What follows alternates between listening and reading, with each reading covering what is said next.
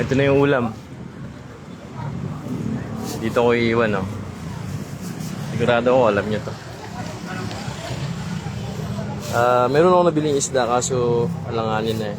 So, wag ko na isama yan. Ito na lang. Pakbet.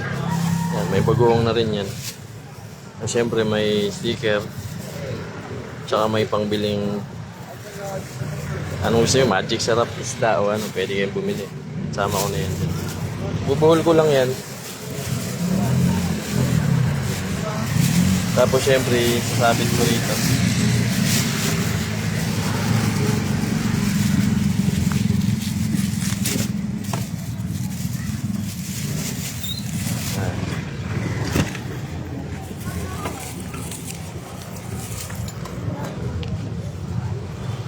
Saan ko nalagay? Dito.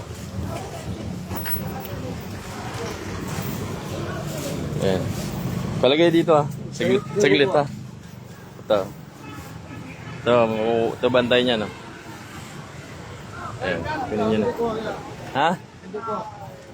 Hindi ko alam kasi unahan yan eh. Unahan. Shout out muna. Ayan. Dito lang yan. Ha?